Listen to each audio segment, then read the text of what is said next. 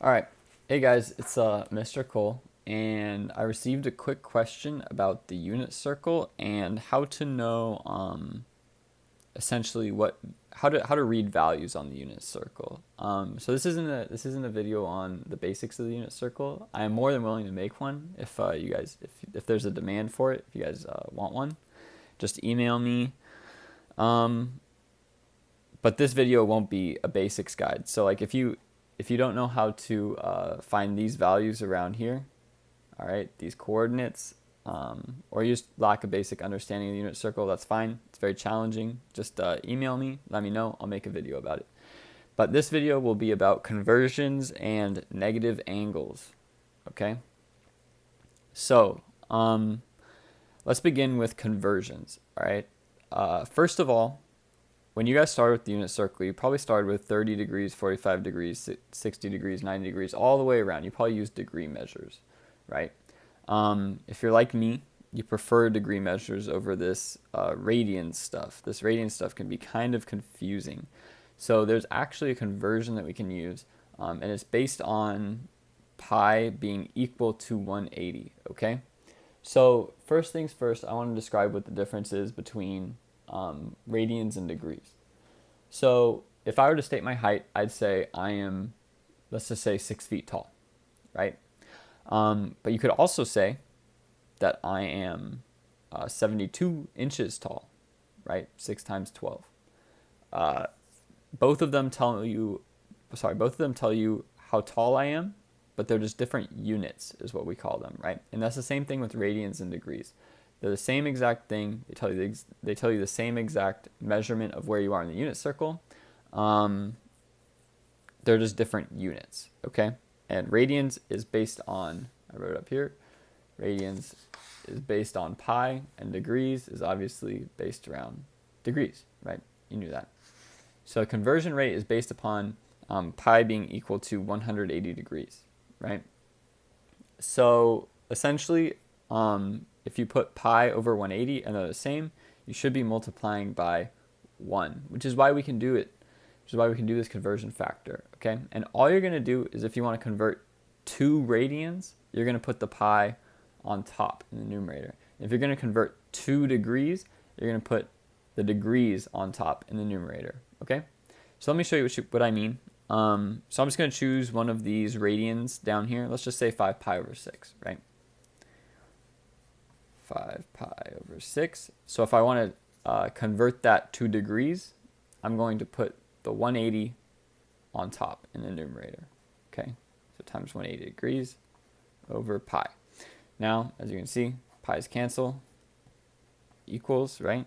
You can use a calculator. You can use your own if you don't trust me. But 5 times 180 divided by 6 gives us 150 degrees, right?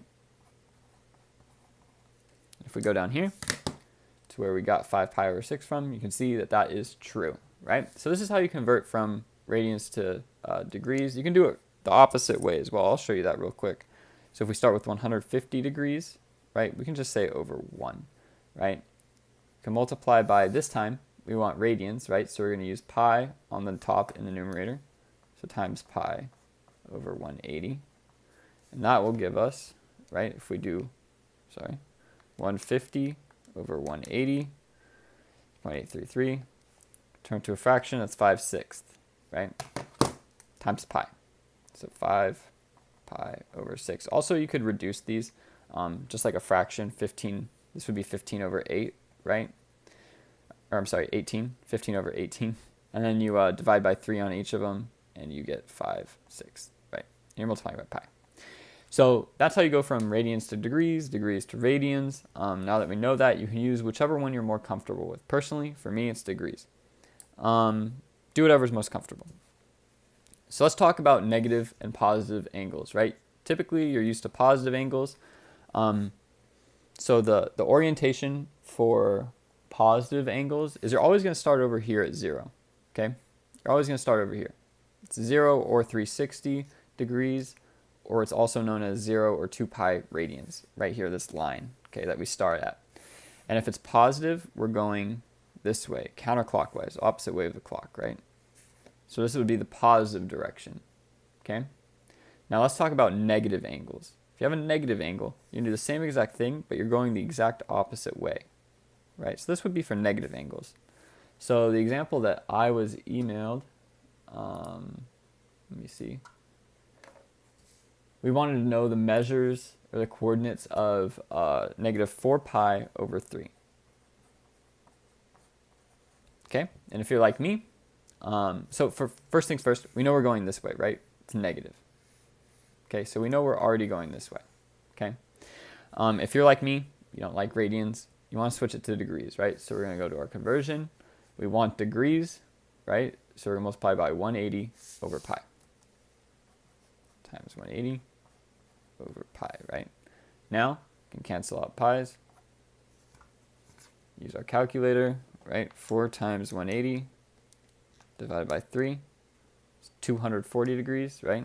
Don't forget this negative here. Goes negative 240. Negative 240 degrees. Okay, and that's going to tell us how far we're going from here. So we're going to go 240 degrees this way around the circle, the opposite way than what we're used to. Now the reason why I put in myself 360 degrees here and 2 pi here is because that you could say that this line here equals 0, but it could also equal 360. So if we're subtracting from 360, right, subtracting 240, that's all we have to do is just subtract. So 360 minus 240 equals what? Is that 120, I think? I don't want to be wrong. So yeah, 120. 120 degrees, right? So we're going to go around 240 degrees until we reach 120, right? And this thing that we just did right here is negative 4 pi over 3. Okay, that's what we started with. So now that we know that, we know our coordinates, which are these up here, right? And if you're unfamiliar with cosine, sine, and tangent, email me. I'll make a video about it. Easy. But these are our coordinates, right? Cosine is going to be our x values, and sine is going to be our y values. So we already know that. Let's see. So I'll write it down here. Cosine 4 pi over 3 equals sine 4 pi over 3 equals, and then we'll do tangent just for fun. Okay, so cosine of negative 4 pi over 3 is negative 1/2. Okay, cosine is like our x values, sine is like our y values, right? So we're going to treat them like that. Sine is sine of negative 4 pi over 3. I'm sorry, I should have put negative down here. I forgot to. Negative 4 pi over 3, right? Okay, back up here. Sine of negative 4 pi over 3 is root 3 over 2. So I'm going to write that down here. Sorry, a little bit out of frame. So this is our cosine value for negative 4 pi over 3. This is our sine value for negative 4 pi over 3. And finally, our tangent. Tangent's a little bit tricky, right? If you're unfamiliar, tangent equals y over x.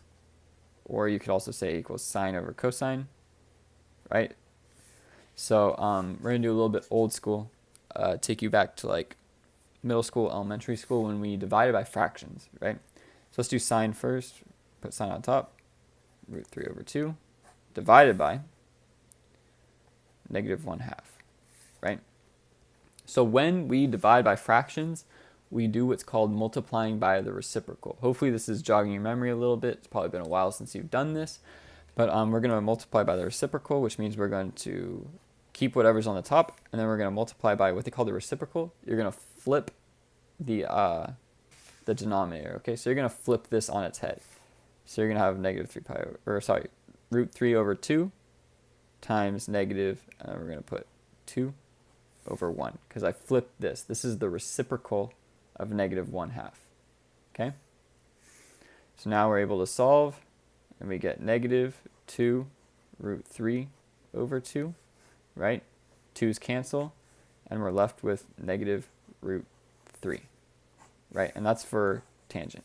So tangent equals negative root 3, okay?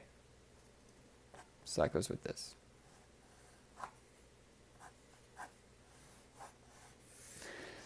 Okay, so that's negative angles. I want to talk about one more thing real quick, which is, I forget the name of it. Can't remember if it's coterminal angles. Don't quote me on that. I don't remember the name of it, but essentially you may come across at some point.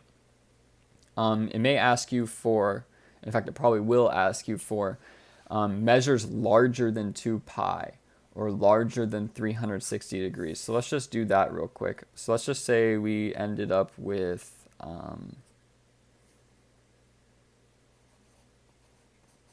3 pi. Okay, let's say we want to know the cosine of 3 pi. Okay. So you come here, right? You know it's positive, so you're going to go around. And then all of a sudden you reach 2 pi. Well, what gives, right? You still have another pi to go, right? So that's exactly what you're going to do. So you're going to go around till you reach 2 pi. But you're not done yet, right? You have to go to 3 pi now. And if you're ever confused about how far to go after this, you can just do 3 pi, whatever your value is, minus 2 pi, and it'll tell you what you're left over with, right? So you're left over with pi. So that's how much further you have to go. Yes, you still have to go pi. Okay? Until you reach right here. Okay, and then we're looking at cosine. Right, this is cosine, this is sine. So cosine equals -1. And if you're curious, you know, sine of 3 pi equals 0, right? And then tangent of 3 pi equals sine over cosine, which equals 0 over -1, which equals 0. Okay? So that's about it for reading angle measures. You might get into secant, cosecant, and cotangent. I'm not going to touch on that unless if you guys have specific questions about it, because I don't want to go too far. I don't want to make this video too long. Like I said, if you have any fundamental questions about the unit circle, please don't hesitate to ask. I've taught this numerous times. I've got a pretty good handle on it. So if you need help, just let me know. I'm sorry. I don't know if I got this in the frame earlier. But if you need help, just let me know. And I'd be happy to make a video about it. But other than that, I hope you guys are doing well. Hope you're staying safe. If you have any questions, don't hesitate to email me. And I'll see you guys later.